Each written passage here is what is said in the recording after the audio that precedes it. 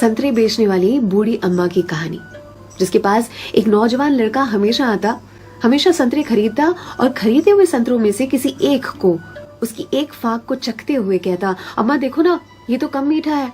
और अम्मा हमेशा दूसरी फाक को चखते हुए कहती, नहीं बेटा, ये तो बराबर मीठा है। फिर भी यह लड़का बड़ी बेरुखी के साथ उसे खुले हुए संतरे को वहीं ठेले पर छोड़कर चलता बनता। अब इस नौजवान के साथ उसकी पत्नी भी हमेशा हुआ करती। एक दिन पत्नी ने पूछा, ये जो तुम हर बार अम्मा के ठेले पर पहुंचकर नौटंकी शुरू कर देते हो, ये संतरा तो कम मीठा है, ये संतरा तो कम मीठा है।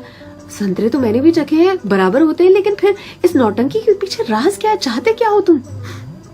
इस पर लड़के ने अपनी पत्नी को एक मीठी सी मुस्कान दी और कहा, मुझे भी पता है कि सारे के सारे संतरे बहुत ही मीठे होते हैं, लेकिन तुमने कभी अम्मा को देखा है? अम्मा इतनी गरीब है कि जो बेचती हैं उन्होंने कभी चखा भी नहीं होगा, इसीलिए तो एक खुला हुआ संतरा उनके ठेले पर छोड़कर आ जाता हूँ, मेरी ओर से उनके लिए।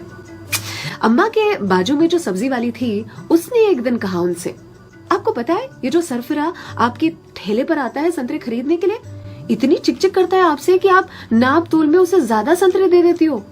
इस पर अम्मा ने कहा कि वो कभी मुझसे संतरे की मिठास पर चिकचिक करता ही नहीं है, वो ये चिकचिक करता है मुझे संतरा खिलाने के लिए, एक छोड़कर जाता है।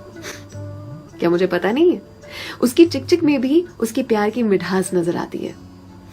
वो कहते हैं ना कि मेरे हिस्से से ज्यादा तूने मेरी थाली में परोसा है, कितनी भी मुश्किलें दे ऊपर वाले, मुझे तुझ पे भरोसा है।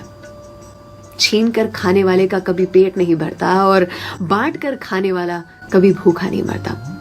अगर कोई ऐसा दिखे उसकी मदद जरूर से करे, इसी को तो कहते हैं जियो दिल से।